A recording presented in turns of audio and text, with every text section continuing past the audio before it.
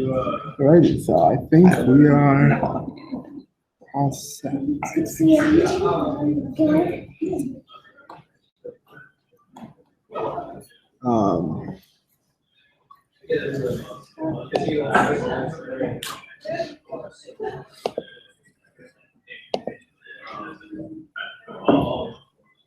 Sorry, I just need to pull up these notes real quick, and we can get started. We just need to convert these glass things into screen, television video I screens, know. and have a Yeah, 360 yeah. Yeah, that would be Or nice. immersive, Yeah. whatever that Yeah. angle would be. How's your class? We used to do that, the class this semester. I know. How is it going? I think it's going well, but that's my perspective. Yeah. Seemed like it from what I saw, so Yeah, thank you.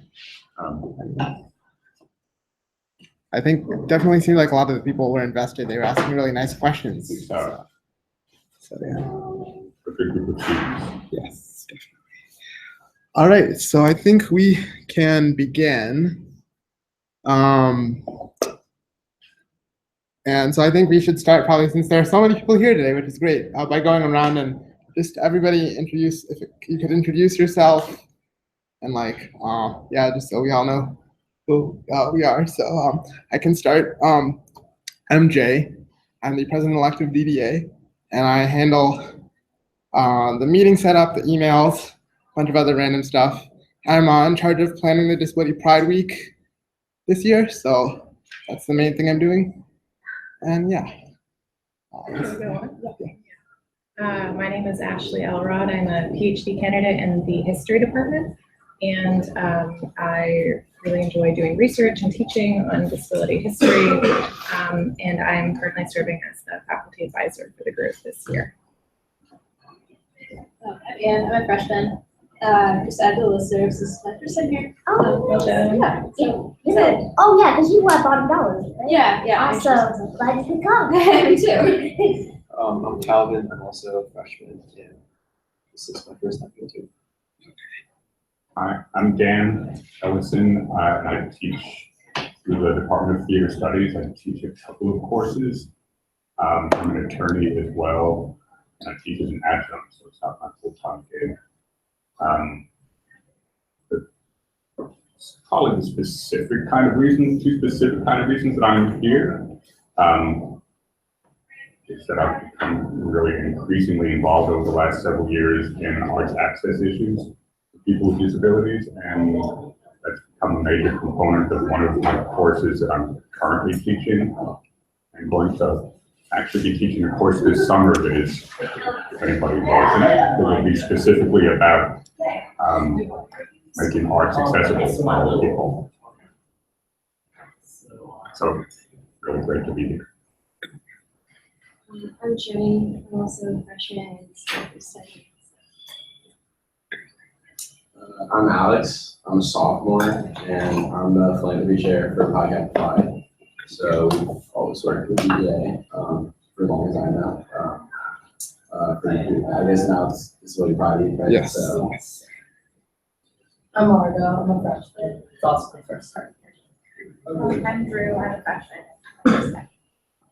I'm Cookies. I'm the current president of students we transitioned out, so then Tatum Jay be president, and I'm a senior, so I'll be graduating in 2.5 months, so I'm pretty stoked about that. And but how many of you are in Marian's class? Awesome. Hi, sorry, I'm late. No, it's okay. We're just doing introductions. Okay, is it my turn? Yeah. Okay, hi, I'm Marian Karichi. I'm a lecturing fellow in the Thompson Writing Program.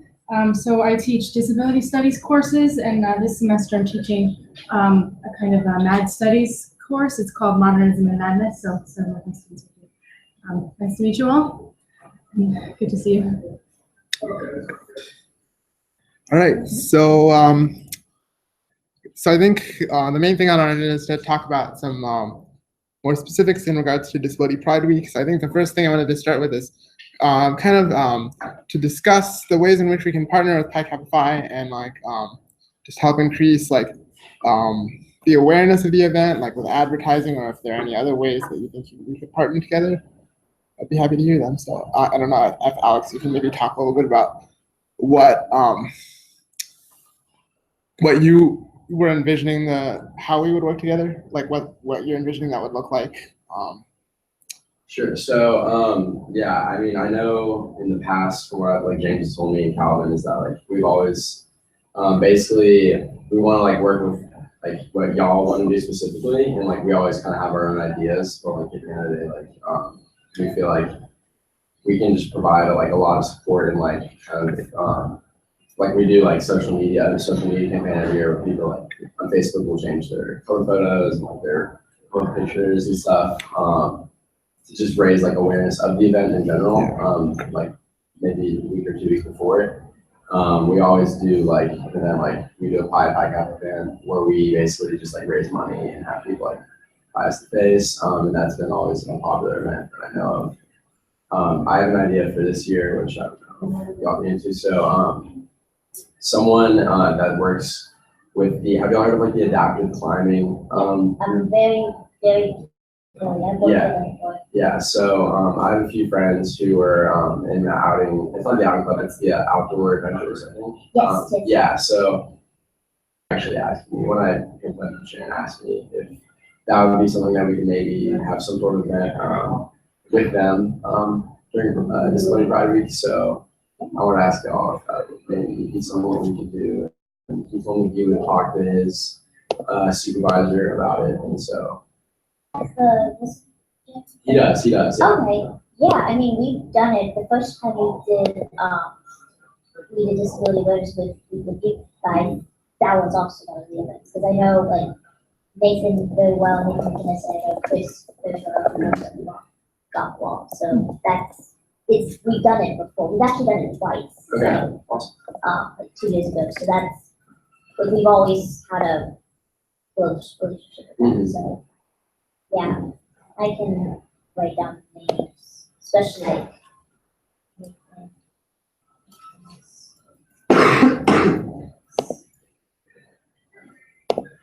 So we just have to. What is the name of the adaptive climbing?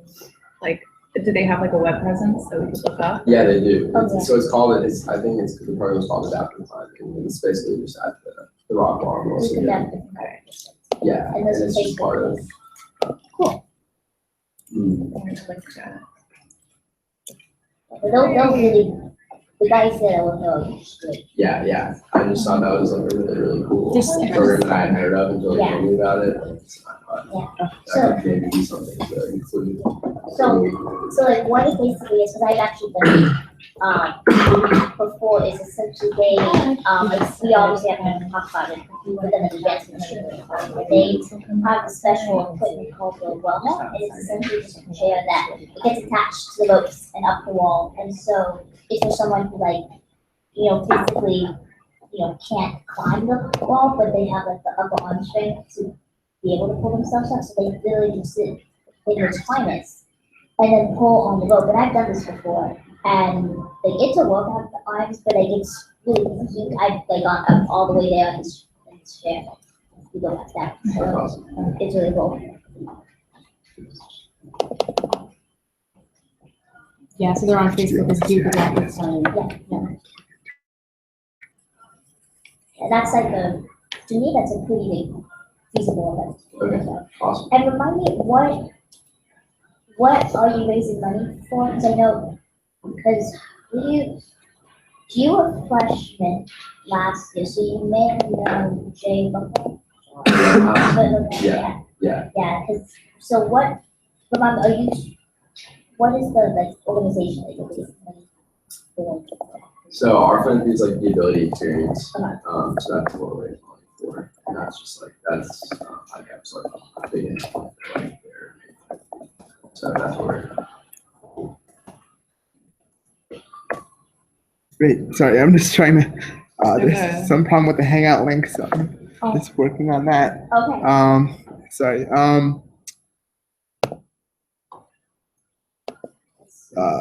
So I think the next thing I had on the schedule was that we could talk about this arts accessibility event that we were thinking of doing. But I guess before that, does anybody have any other comments about Pi Kappa Phi and like how we can work together? Any ideas?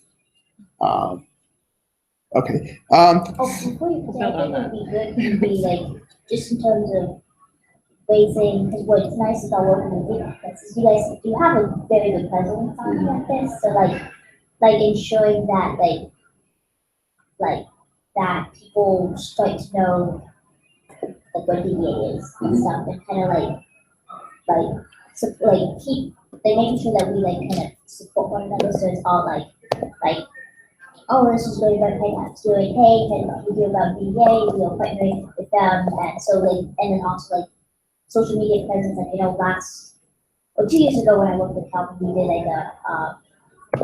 a video to describe, kind of raise awareness about, the week, which was, I thought it was a really, really good idea, so maybe incorporate more of those social media. Yeah, and I think long term we're looking to grow our membership and have consistent membership over several years. So I think if we can gear stuff towards getting people involved in the long term, or at least in the loop in the long term, that would be great. Yeah. So I think now we can move on to our discussion of this arts accessibility event that we're thinking of doing. So I think I actually attended a lecture in your class, Mr. Ellison, where someone from this organization that promotes arts access in this community, the Triangle community, spoke, and I know you also you do a lot of work yourself with arts accessibility, so I think that we think that was something we could draw on for one event during this week. But we're not exactly sure what that event is going to look like. So I think I wanted to hear from you about what ideas you had, and then everybody else, of course, as well, what you think would be feasible and that sort of thing. So I don't know, maybe if you could. I'm happy to talk. Yeah, go ahead. I'm a professor, I can talk, and a lawyer, so it's like double dose of likes to talk. And thank you for having attended that class. Betsy Ludwig, who is the executive director of Arts Access North Carolina, has been working with me for the last couple of years on a project that my service learning class has been doing. So last year we started the Durham Audio Described Art Project, DADA. For any of you who know art history, that's a double meaning. And so what that is audio description of public artwork in order to make it accessible for people who are blind. It's a kind of a new concept. Audio description for live performance has been around for 20 or 30 years. People are describing the action on stage that in between the spoken lines, so that a person who's blind has an idea that, so there's a guy with a knife about to attack. Everybody can see that if they've got vision, but it's, it's that big secret that, he doesn't know. But so some way of making that kind of work, that kind of theater available to people who are blind. And just a shout out to Hoof and Horn, which has now, I believe, even if this isn't true, and we're in a world where fake truth is real truth. So, so Hoof and Horn is the first ever live performance presenting organization at Duke to provide audio description. So they've done it now for 2 performances. So last year, the students in the class described 9 works of public artwork in downtown Durham, and those digital audio files live on a phone call-up number. It's menu driven so that you can, punch in the right number code and hear the audio description of, sculpture A, B, C, there's 9 of them. This semester, we're going to do 9 works of public art in the permanent, some 9 works of the permanent collection at the Nasher. And if you've got time, 9 additional works on Duke campus, you know, things like the statue of Washington Duke and Benjamin Duke, and the guy looking at the camel, where's the camel looking at the guy, and, you know, and variety of other art and architecture at Duke. So Jay mentioned one word that's like, that stuck in my mind, which is feasible.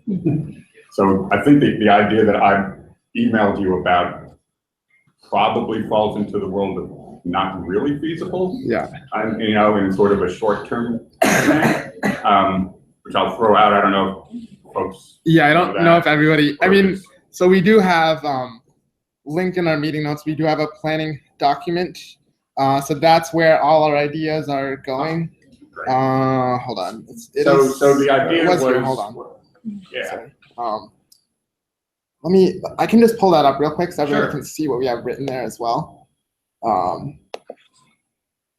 while you're doing that, I'll continue to talk Yeah. about, I guess I'm really, when Jay said, oh, do you have any ideas? What really comes to mind is because he sort of phrased it in terms of people with, you know, an event for people with disabilities and people without disabilities. And so my mind immediately glommed onto, you know, what is one of those buzzwords is, you know, universal access and universal design, which is a term coined by the architect at NC State. So I was really interested in trying to create a universal art project that people might enjoy participating in. And I thought maybe creating a performance art piece. In Cookies, you are more of an actor than I am. I teach legal issues for theater. I don't teach acting. So the idea of creating a performance piece to me sounds like, oh yeah, let's do it. But having somebody who's trained enough to kind of get people doing those things, it could involve music, words, movement, and all those kinds of things. To me, would be a fun event, but it might be something that's beyond, I know it's beyond my capabilities of leading anybody through. So the other idea that comes to mind is actually something going off of the audio description. Yeah, that's originally what I was Yeah, thinking about, yeah. but like, And that seems sort of doable, I think. Something that one raises awareness of how we take things for granted. I mean, everybody in this room has vision, and I think we all take that for granted in the same way that, you know, we take everything for granted in this, you know, at Duke. So somehow having a crowd-sourced kind of audio description event might be something doable, and it's easy enough to create a digital audio file with your cell phone these days, and then have some way of uploading those to a website. Like, how do you describe your favorite thing at Duke? that would actually be, I think that. You know, with a little bit of, you know, a couple paragraphs of instruction about what does that mean. Right, yeah. It's interesting because like certain things you have to keep in mind when you're audio describing, especially like when you're audio describing people, Mhm. because you don't want to fall under the category of stereotyping them. So how can you audio describe without stereotyping essentially? Yeah, you know, it's a really interesting exercise why I think it makes sense for my students to do this kind of thing, Yeah. even though they're not going to be audio describers Right. professionally ever, but it's use of words, and, you know, and being succinct and, okay, so how do I describe this room, for instance, in a way that makes sense? You know, and I've only got a minute to do it. Yeah. And in terms of visual art audio description, it is a brand new field, essentially. Um, and there's some of the IT people at Duke are getting engaged in this project as well. So yeah, so that's a couple of thoughts. It would be really cool to do like an actual like performance piece, but like maybe but that in terms of like time and feasibility that is good, but I feel like that could be something really good for next year. Like something that's really, really good. Although have you talked to Jay Good recently? Not about this. I actually called Keval. She teaches dance. I can never know how to pronounce her first name, Keval. And so I thought actually that somebody who teaches dance and movement might be the best person to be on board for something like that. Because the acting part and the wordsmithing part, I think, yeah, that is I think, easier than somebody who's well versed in movement.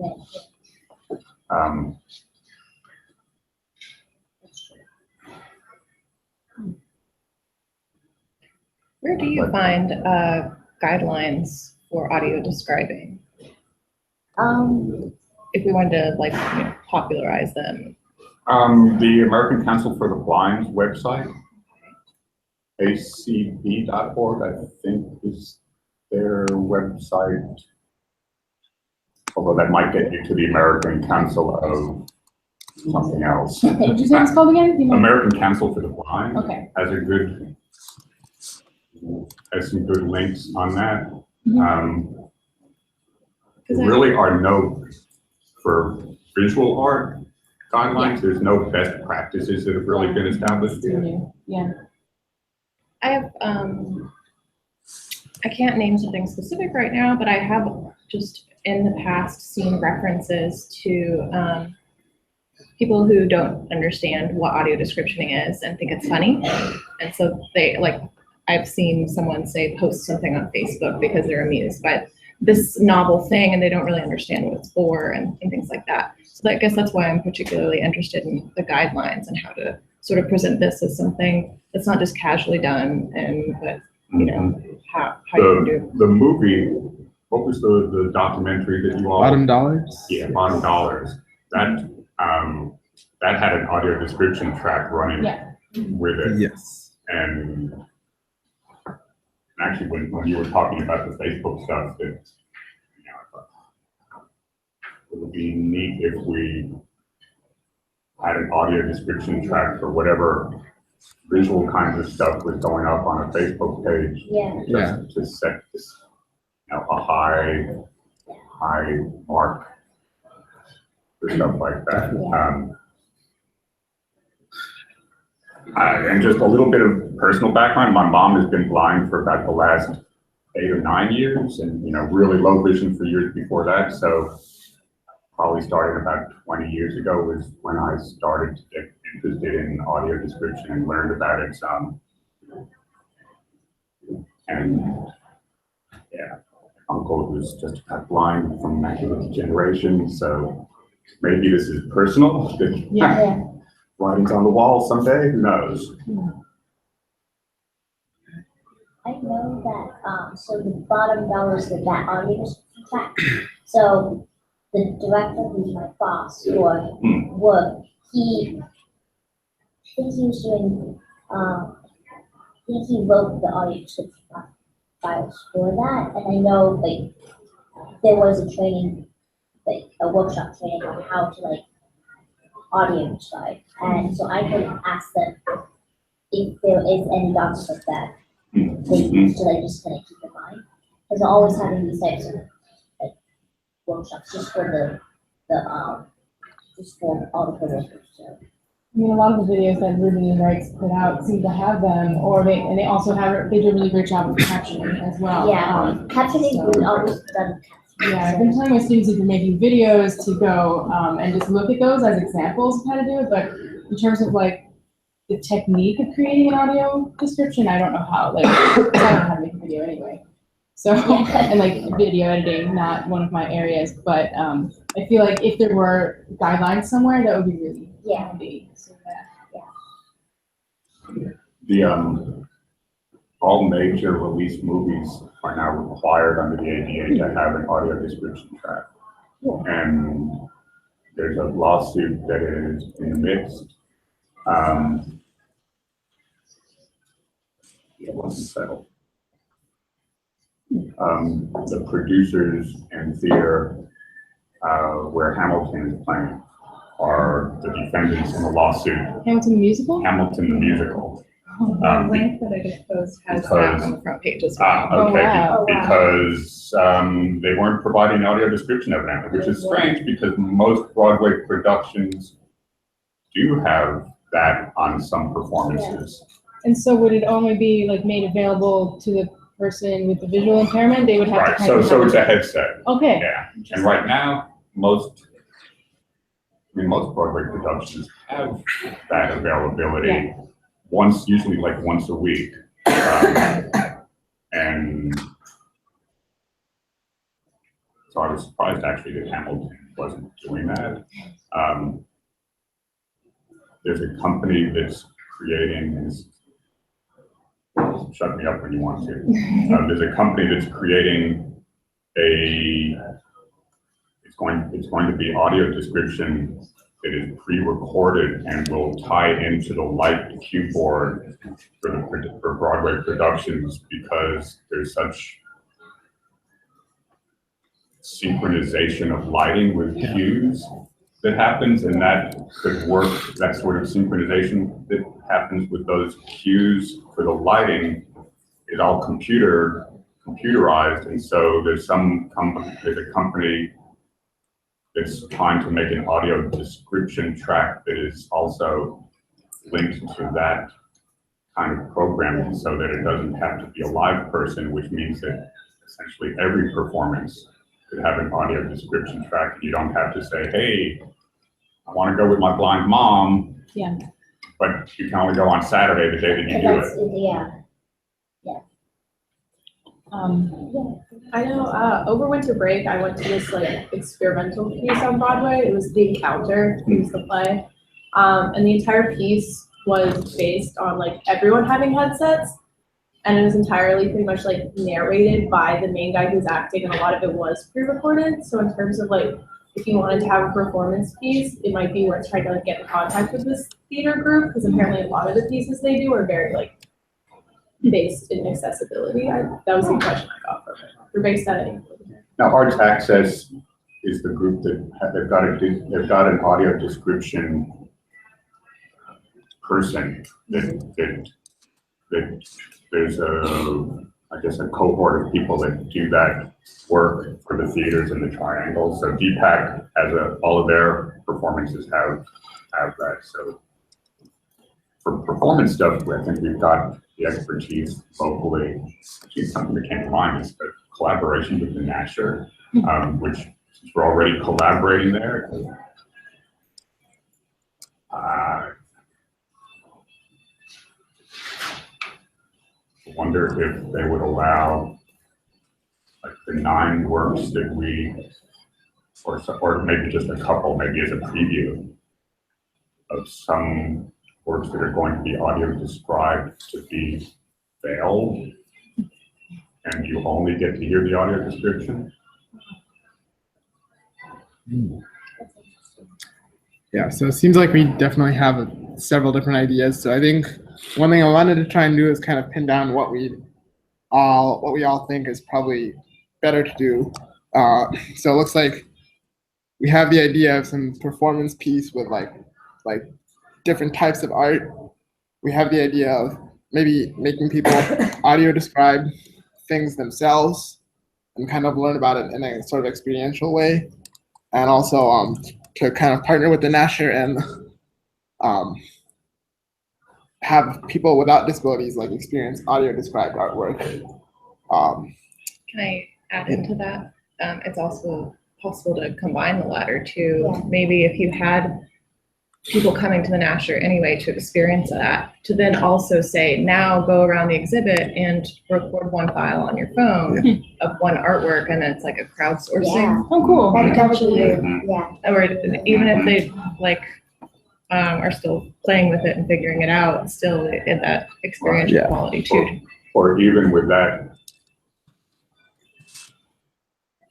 have everybody audio describe the same work. And then see how it differs. Okay, yeah. That'd be cool to then combine it into some, Master audio description. yeah, that gets, put up on the Facebook page or something. Or at least, or just to hear, you can hear all of them or something. Yeah. And one thing that I am thinking about is I feel like usually people are more receptive to something if there's more room for them to kind of do what they want to do. Mhm.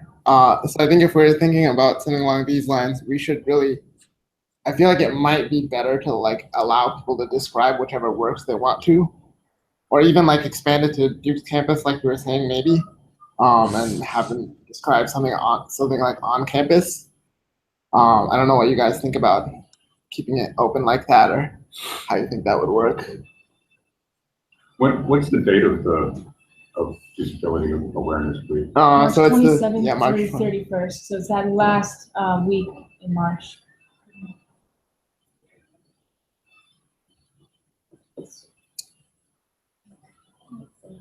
Could we reach out to Nasher just to see if it's feasible for them? Like if they don't already have something going on during that time? I think Nashville would be ideal, because it's like a location space to do, because if we like have people just on that day kind of do anything, like how would we like be able to, come back and talk about it?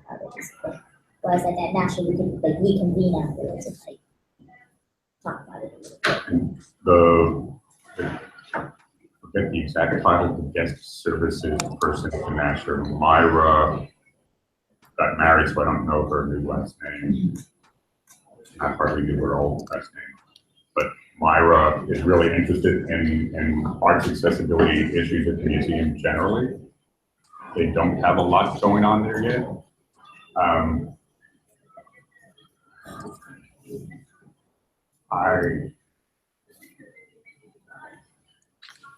You may be able to easily convince them to make part of that week, a specific day, time, and place for people to just say, hey, so I'm going to come there and I'll get a sticker, or Disability Awareness Week. Maybe what we could do is like have something that's based at the Nasher, and then maybe sort of allow people to kind of, we do some sort of introductory thing and just like talk about audio description in general and like how to audio describe things, and then we could possibly like send people out if they would like beyond the Nasher, and then have them come back later, and then we would all talk about it at the end. But I think we're definitely leaning towards something that's at least based in part at the Nasher. It's that. Yeah, and there's also the possibility to have it, like if they can't attend Nasher or something that goes, like that part of it could go on afterwards throughout the week. Like let's say the Nasher event was at the beginning of the week. There might be people who are unable to go, who aren't as motivated to go perhaps. They could still participate by trying out the audio description guidelines around campus or things like that. So maybe a little bit of all the worlds. all those worlds. And then another thing we could do for those people is perhaps reserve part of our exhibition space. At the end of the week, we're planning on doing some sort of summative exhibition sort of thing.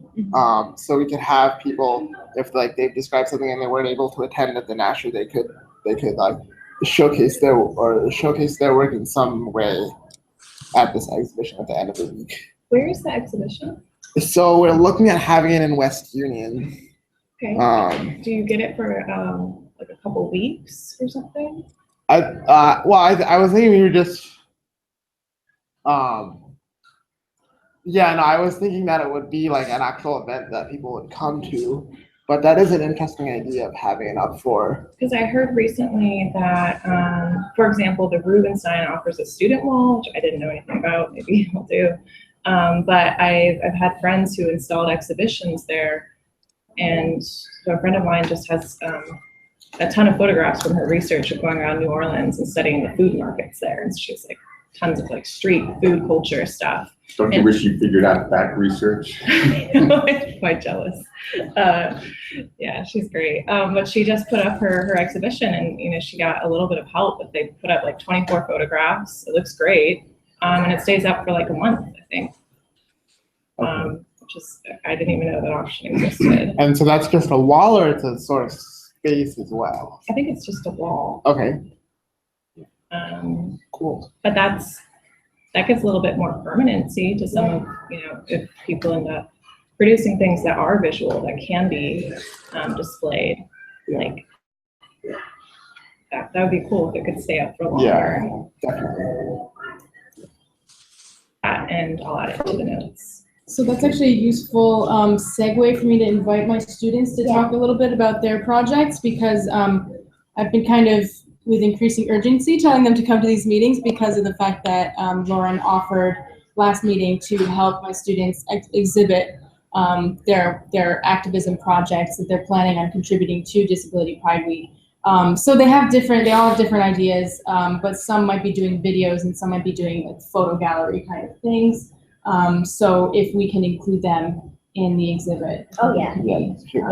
Yeah, so maybe we can hear from the people who are here, like what their ideas are. And start, like maybe go in order, starting with Drew. Sure. So I'm doing a video and focusing on learning disabilities.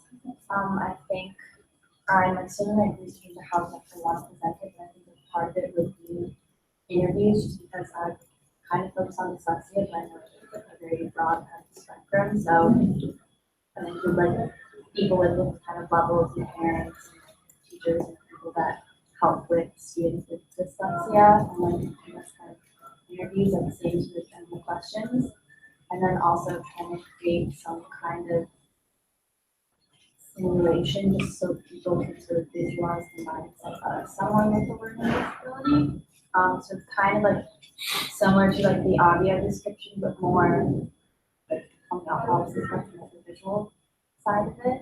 Just because like the research that I saw this one website that sort of obviously with a very specific type of dyslexia, but it just showed you like how someone with like that type of dyslexia like processes words and how long it takes for them to like actually progress stuff. So I don't know if I would like incorporate that as like one action. So when you say students with disabilities, do you mean like younger, like elementary school age, or? I was kind of like only sort of age just to include as like broad as possible.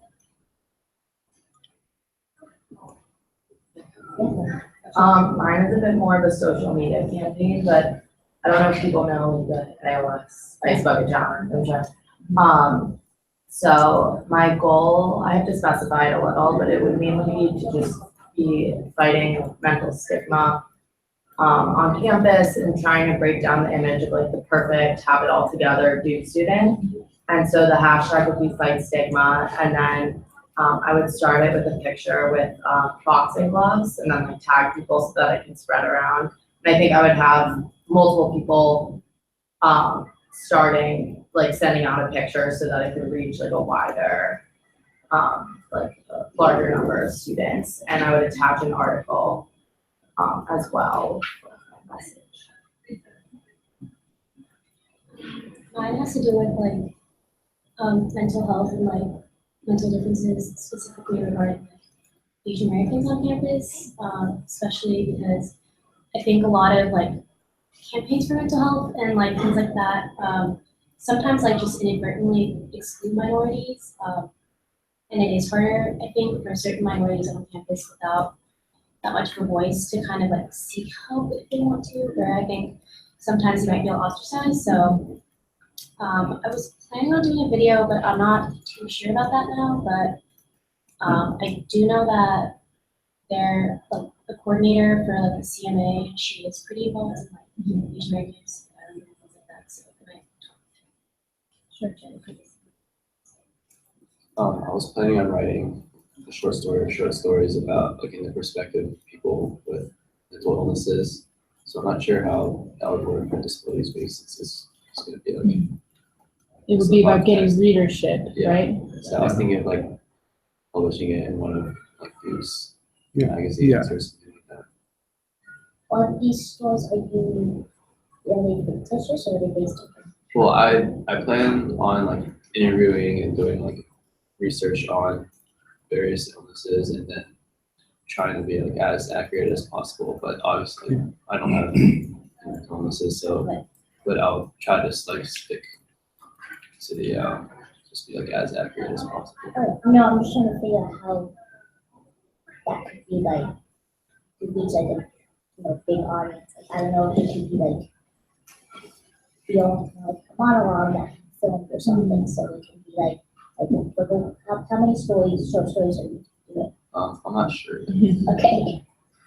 Because it could be like a short series, like I know DSP did that short web series called Rush at the beginning of this semester, and it was only like 6 short episodes, but it got a lot of hits. So like you could easily create like YouTube channel and then post just like these short stories. Be able to deliver. I also wanted to make mine sort of like a commentary on intersectionality with the Hispanic community on Duke campus and mental health awareness. So I've been doing a lot of research and researches over the big disparity between mental health issues within the Hispanic community and access to mental health care. So in theory, I wanted to do a photo series with Hispanic students on campus and just see if anyone would want to comment on mental health and stuff. So I'm gonna start trying to reach out to all the people I know within the Hispanic community and see if they're willing to comment, and then go from there. But I do want to make it more photo based, so I would want to be able to like. So it'd be great if we could incorporate that with our physical exhibition space. Are you Puerto Rican? Yeah. Okay. Yeah, that's a good place to start. Yeah. And then mine, I was thinking of either doing like a zine or a podcast, probably more towards like a zine, with trying to like prep, because I feel like with mental health, trying to like start getting help, there's so many different resources available. Sometimes it can be like overwhelming and just trying to like know where to begin. So trying to like compile that into like one central location, just as like, because a bunch of my friends have been like struggling with like developing stuff in college, but not sure like how to get help. Yeah. I think that's really good because not many people really quite know where to start. Yeah. And wait, what was the thing? A zine? A zine? What is that? Like a magazine? Like, yeah. Okay. Yeah, just try and make it like, instead of having it be like a standardized book or something that's kind of more intimidating, have it be like kind of illustrated and more of like a casual, friendlier sort of approach than just like text on a page. Have you used InDesign before?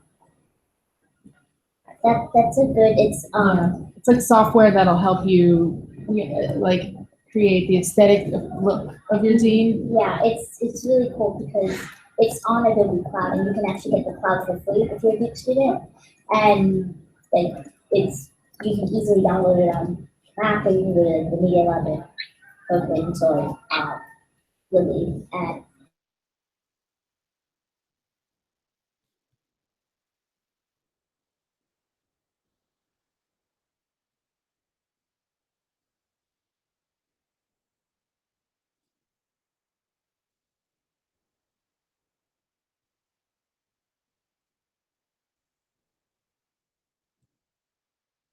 able to manipulate the text to like create like the column to like move it to make it look like a fantasy.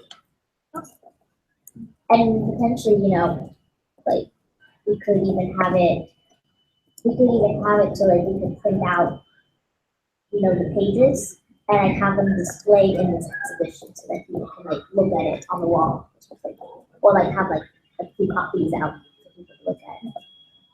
You might also want to talk to Bill Fish in the art department. Because he's like the scene mastermind. Thanks. Have you all seen copies of Deliberations? Mary, have you Yeah, shared with them? yeah. So Okay. we talked in our class about like all the different publishing options available to students, but and Deliberations is one that like we mentioned, but obviously it won't come out in time for Disability Pride Week this That's year because right. it's once a year. It's in December, so it's a little different. It's like that's a place where they can kind of publish their final papers, but it's not really the best venue for Disability Pride Week. It's much more long. It's because it's later, like it won't come out for a while. Did you want to ask, is Kiri able to see us? So Yeah, I one of think my she- students is in the Hangout. Can you hear me? Can she hear and everything? Yeah, I think There she is. I really apologize. I accidentally had you on mute for a while because like normally a lot of people don't join, so I haven't had a whole lot of experience like working with other people on the Hangout, unfortunately. I really apologize for that, but if there's anything you'd like to, I don't know if you want to talk about your idea or like, Project? Can you hear To me? hear her. yeah, I think, hold on, let me just, I think it may go, I always have these weird problems with, alright, Yeah. And we're in a different room than usual this week. yeah, So that's it. alright, I think, Okay. okay, Okay, can you hear me? try. Plug into a sound system in the room, or is it? I think, Is there a? I just an have to audio get- jack though? 'Cause I know that I had to do that. Oh in the yeah, sound. sometimes there's a separate jack for audio. no, for the HDMI it should be fine. Oh, I okay. can just, Oh, really? I I just had need to plug it to, for audio too. oh, the mic, okay, here we go. Alright, let's try this now. Alright, Hello? okay, yeah, I think it's working now. 'Cause I- Okay, so you can hear me? Okay. Yay. Yay, sorry about Okay. that. No, you're good. So for my idea, I'm gonna try to draw a series of comics about stigma or representation of mental illness.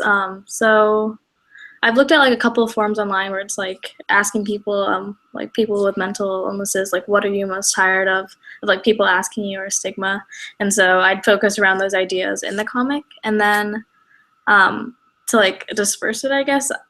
I'm gonna post it on like a website or something that I'm probably gonna like create, but then to actually have like a presence at the event, I think I'll print out the comic books so that I could just pass them around if that sounds good, I guess. Oh, yeah, Awesome. that'd be really cool. Okay, so do you have all the resources you need, Kiri, to print it and in color and everything? Yeah, I can. Yeah, it'll be fine. How many copies do you think that would be? Yeah.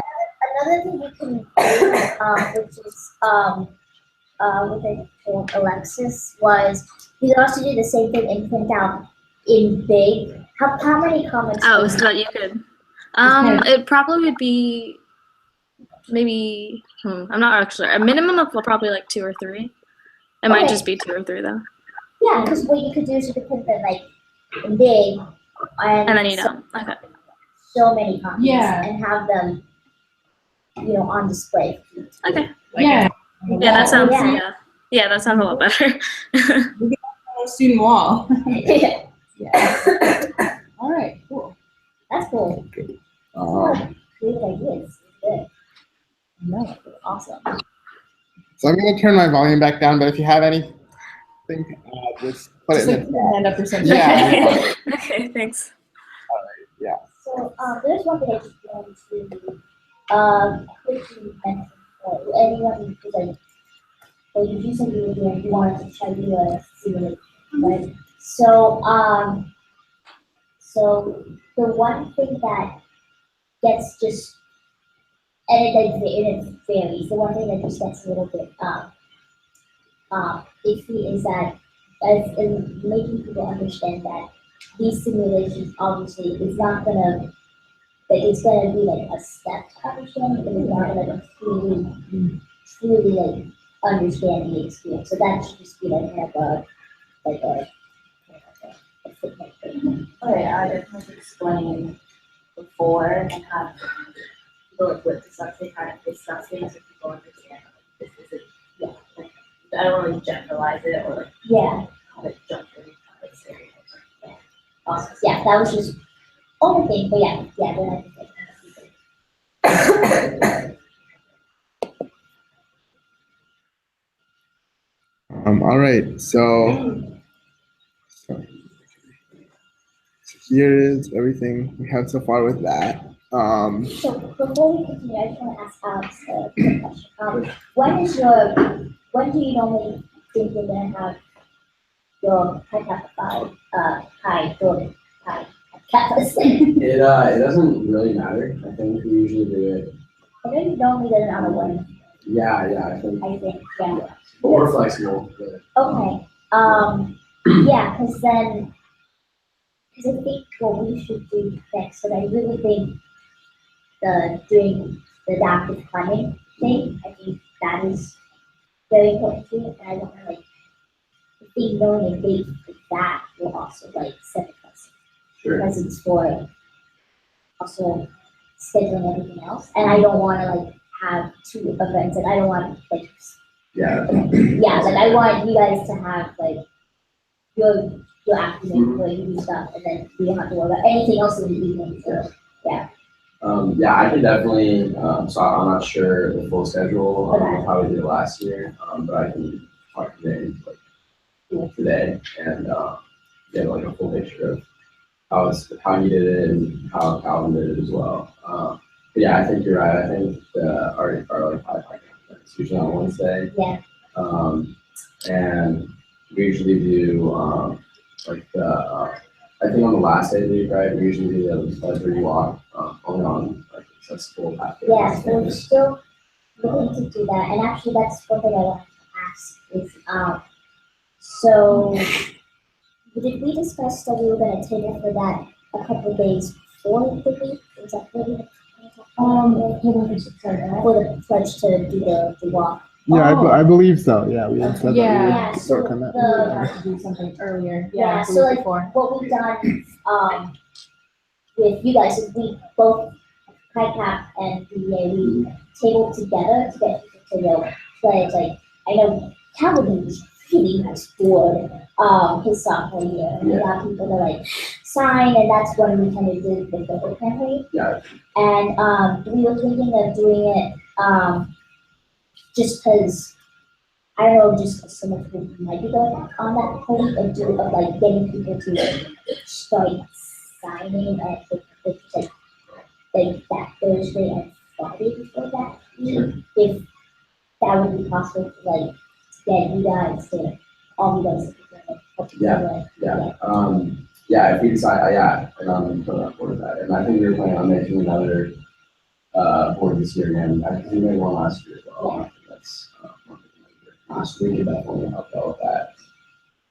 Exactly. And then, did you get the dates for when you were thinking of the week is like It's 20? 27th to the 31st. Yeah, that's the week in, like, not the week we come back. It's the week after, that. yeah. Perfect. Which Yeah. we Give did us time to to reconvene. Yeah. reconvene Yeah, to be like, exactly. yeah, That's great. awesome. Good. Right. So that's a minute today, so. So I'm just gonna quickly pull up this one email. I met with a bunch of people on Friday, at UCAE. So let me just find this lady's email real quick.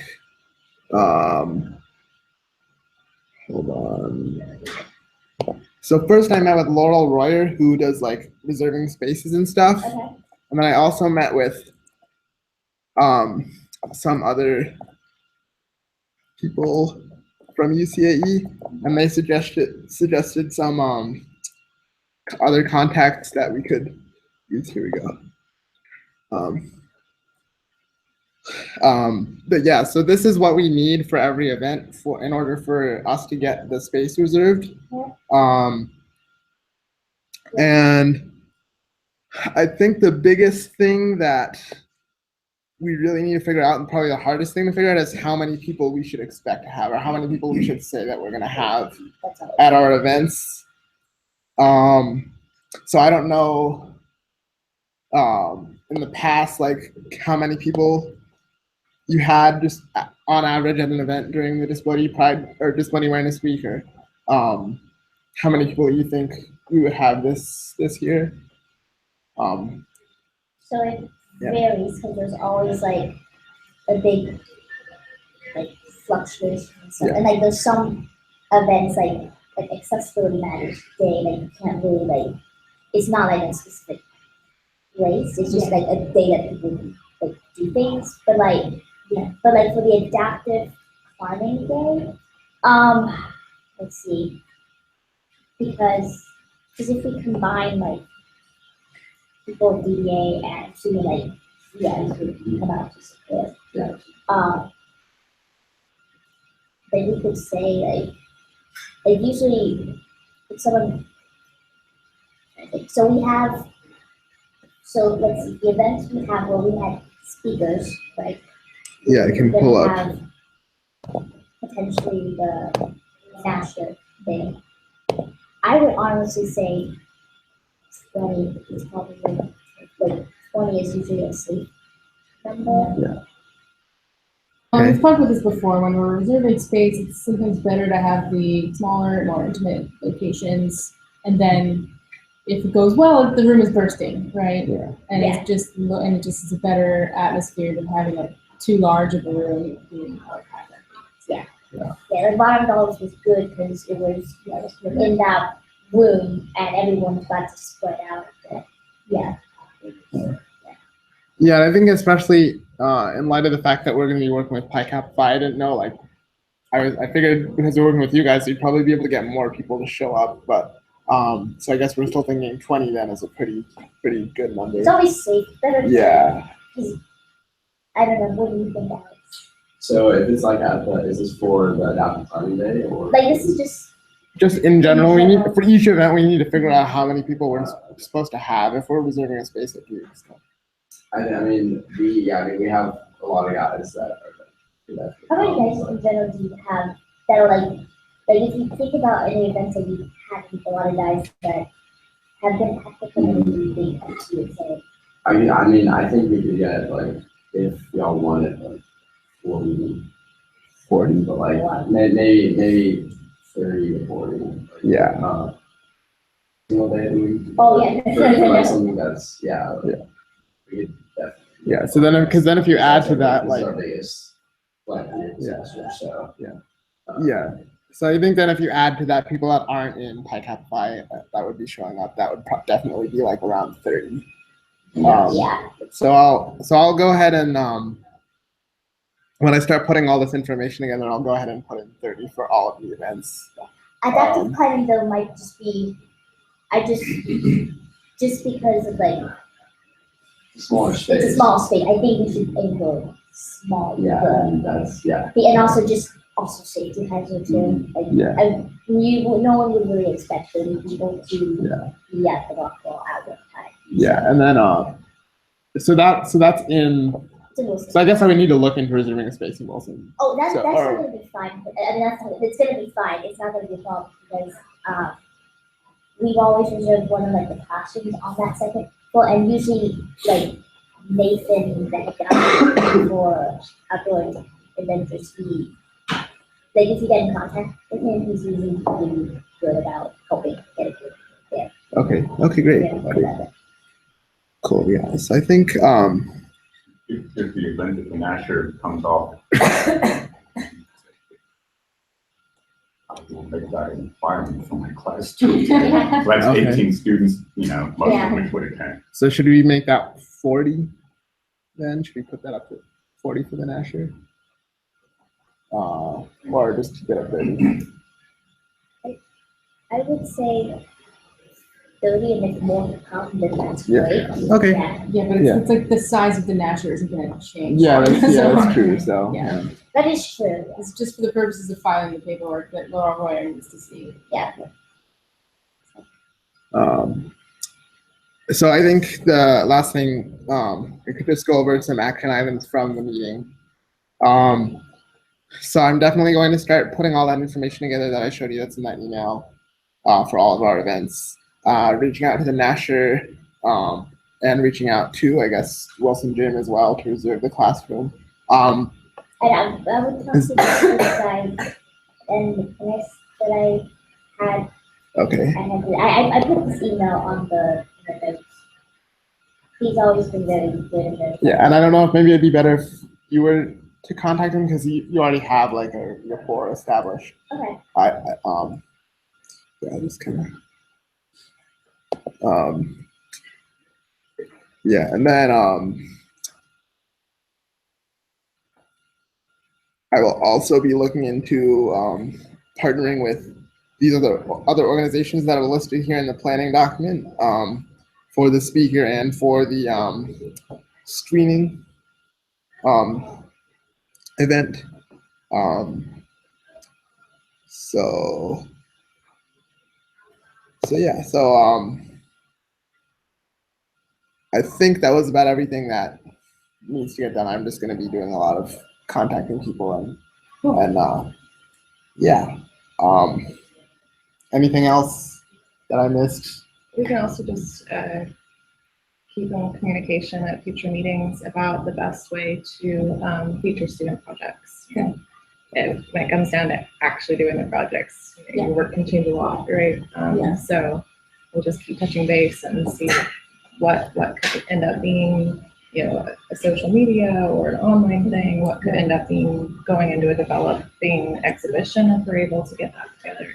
So we can keep the emails going. I mean, Jay's added all of my students to the listserv for this club. So you guys can always feel free to message the group as things are developing, and if you need help or advice on anything, or if there's a change of plans, right? So that we can just kind of have a communal thread going that we can all kind of be talking about the planning of the whole week. You can also contact me with any questions about anything in terms of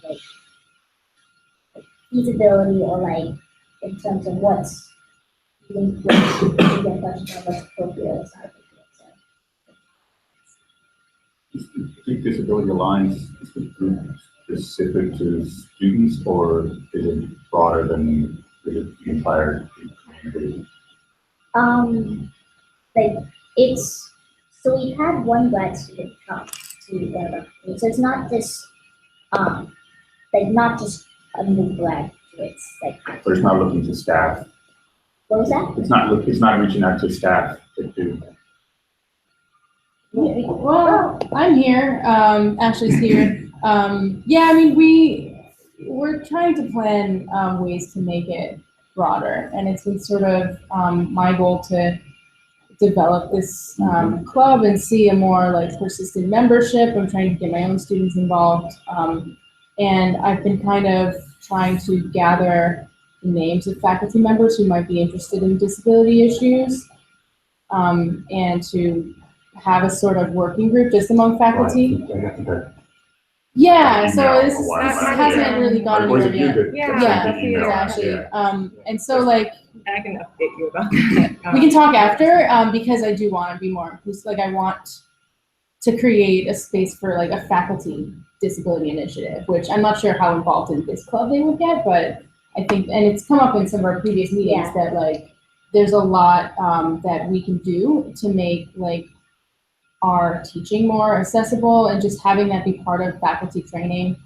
One of the graduate student who was here was talking about how he was unable to get screen readers and stuff like that, and to get his professors to create PDFs that were readable by his screen readers. And so there was this problem. And so it's just something that's not really part of our training, as new faculty here. So yeah, I want to change that, and I want to kind of talk about ways that we can have more disability studies courses available and have a little bit more, you know, so students can actually choose to take disability studies classes other than my own, right? So I have a lot of like writing students who take my class and like, this is really great. I want to keep doing stuff with this. What other classes can I take? And I'm kind of like, you know, there isn't much. So it's a lack that needs to be addressed. I just want to make it up, so. Oh, making this, okay. Yeah, so he's out of office, obviously, but. Okay.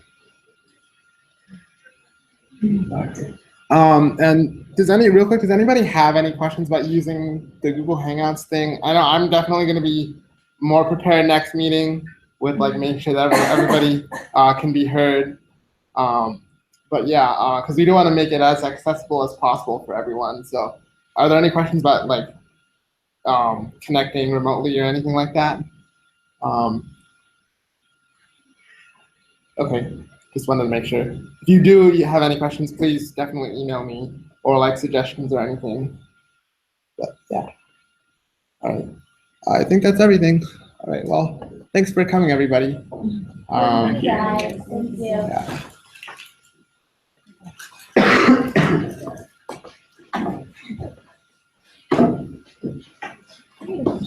I'm sorry, I forgot your name. Actually, I was curious about